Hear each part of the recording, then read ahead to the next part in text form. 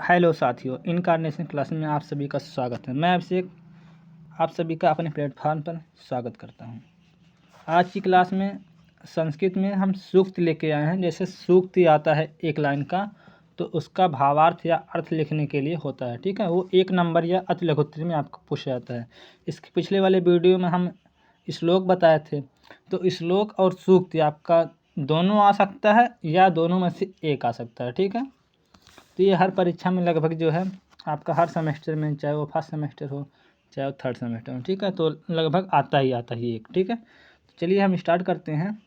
और अगर आपको इसका PDF चाहिए तो आप हमारे टेलीग्राम चैनल से जुड़ सकते हैं। टेलीग्राम चैनल का नाम है इनकार्नेशन क्लासेज, ठीक है। या तो वहाँ से जुड़ सकते हैं सर्च करके, या आप नीचे दिए गए डिस्क्रिप्शन बॉक्स में उसका लिंक भी दे दिए हैं, वहाँ से भी आप जुड़ सकते हैं।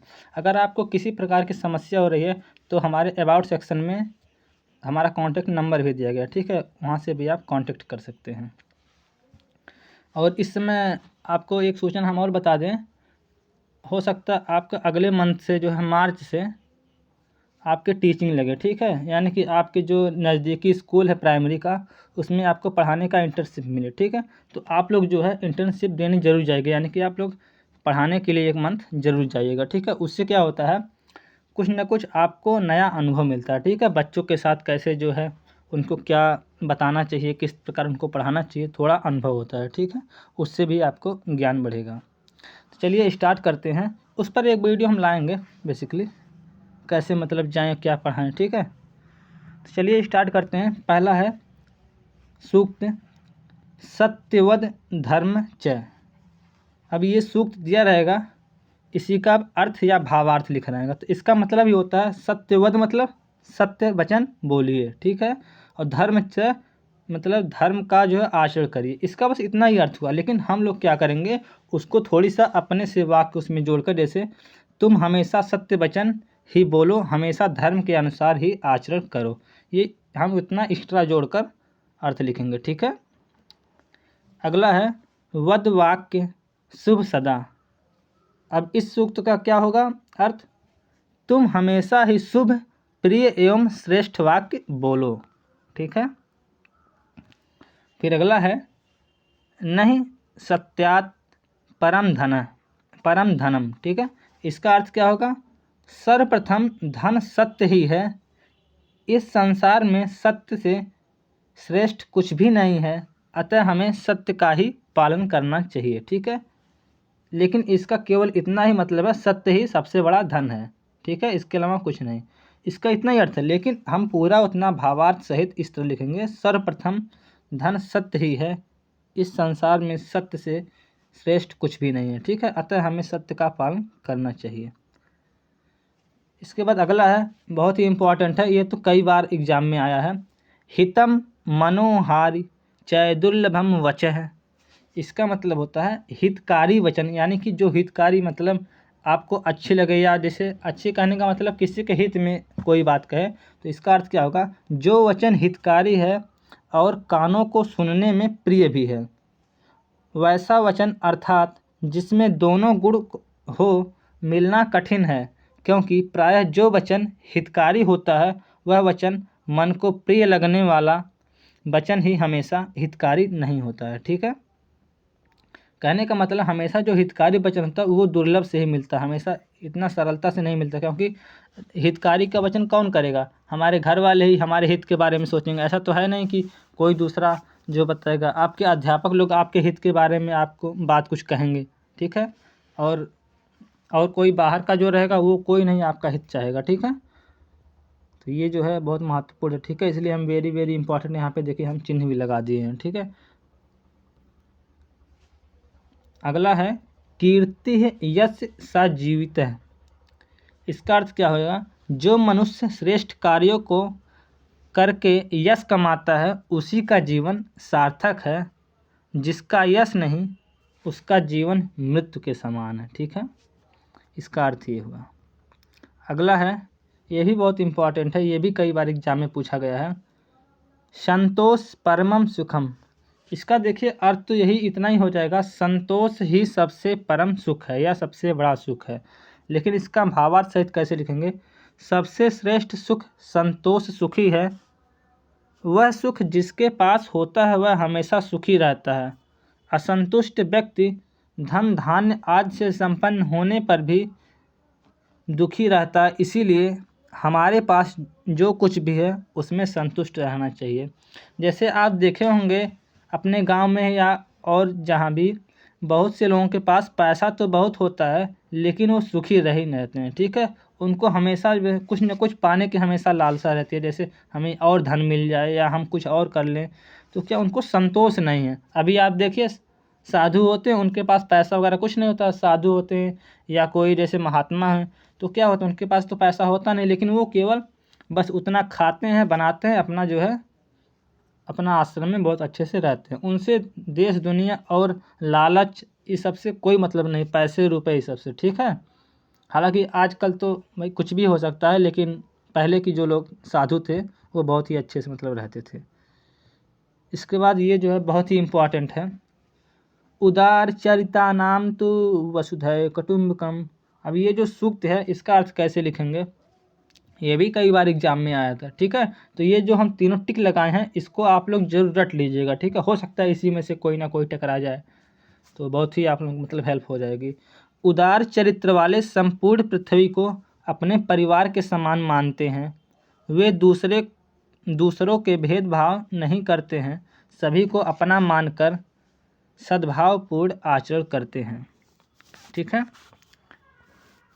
अगला है आलस्यम ही मनुष्याणां शरीरस्थो महान रिपुः।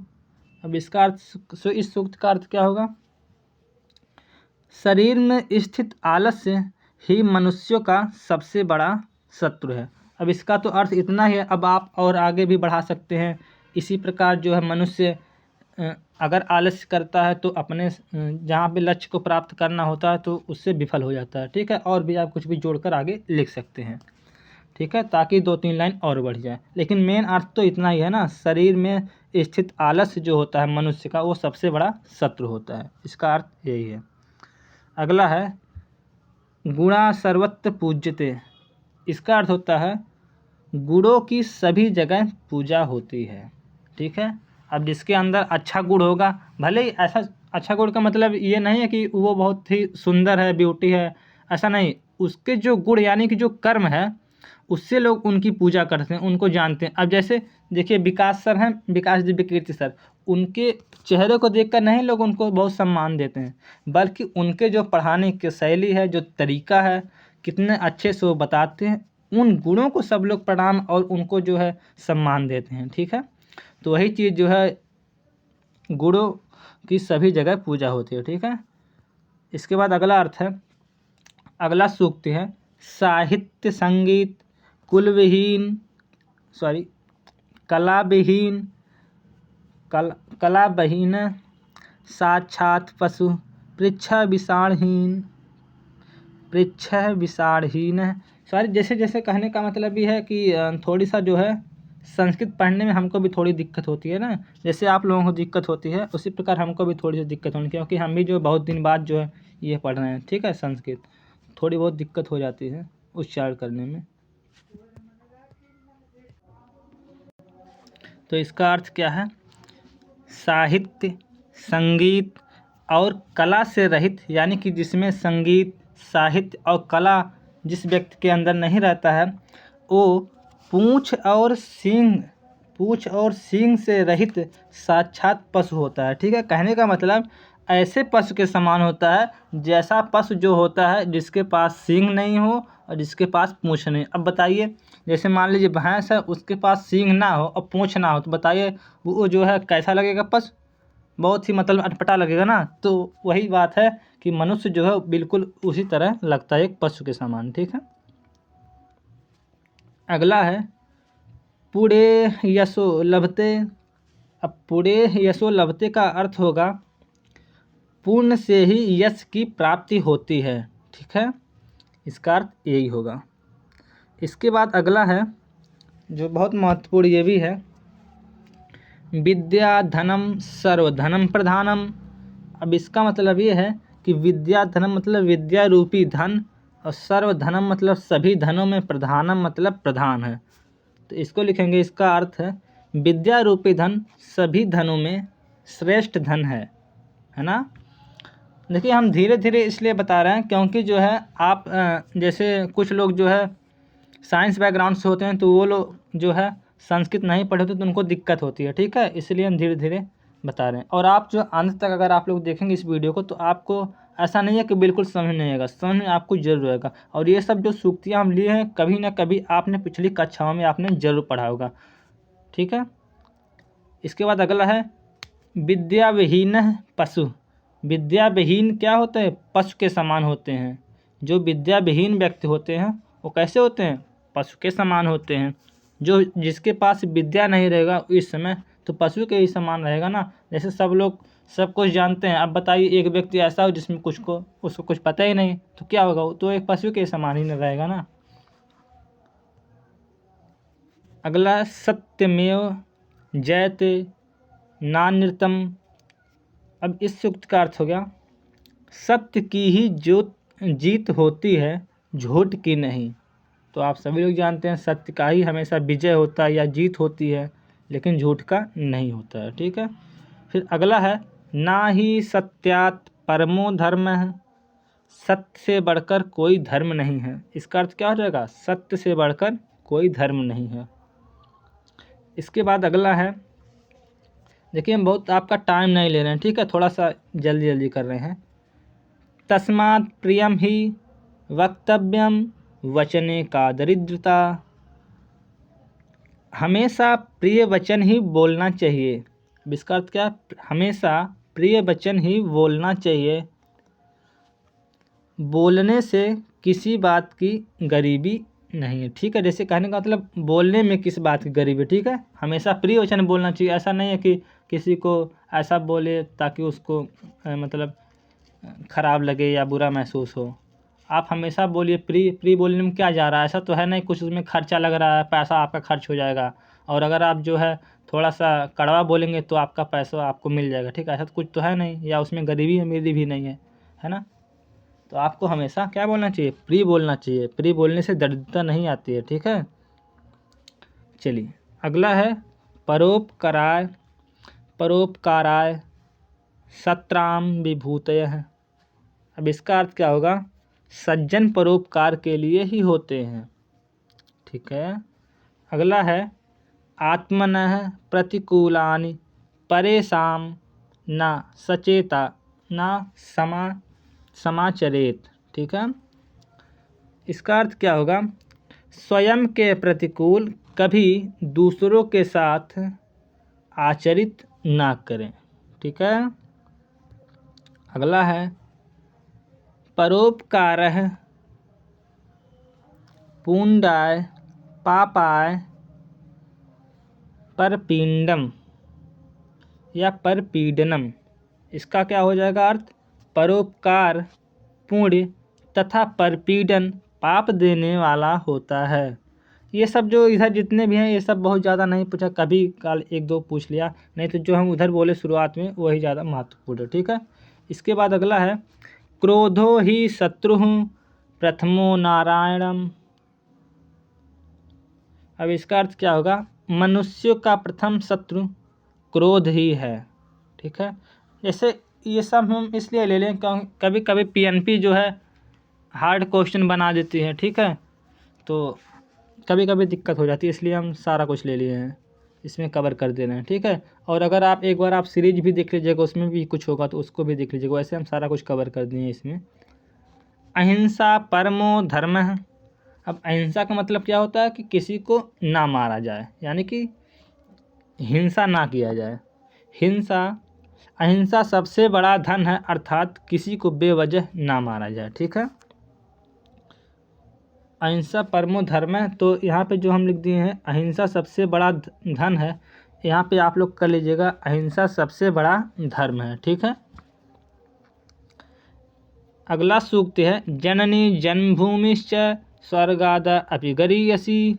इसका अर्थ क्या होगा? आप ये जो है सूक्ति स्कूलों में ज़रूर आपने देखा हो कहीं न कहीं, जैसे दरवाजे के ऊपर जो लिखा रहता है गेट के ऊपर, ठीक है।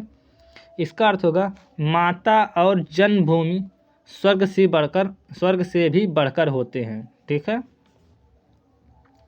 माता और पिता उससे बड़ा कोई नहीं होता है, ठीक है, आपके जीवन में या सबके जीवन में, ठीक है। अगला है हितम मनोहारी च दुर्लभम वचः। हितकारी एवं मनोहर वचन काफ़ी दुर्लभ हैं। वही बात है, हितकारी वचन और क्या है मनोहर, मतलब मन को हरने वाले, माने कि अच्छी बात, ठीक है, सब लोग नहीं जो है बोलते हैं ना। इसके बाद अगला है क्रोधः पापस्य कारणम। अब इस सूक्त का अर्थ होगा क्रोध पाप का कारण होता है,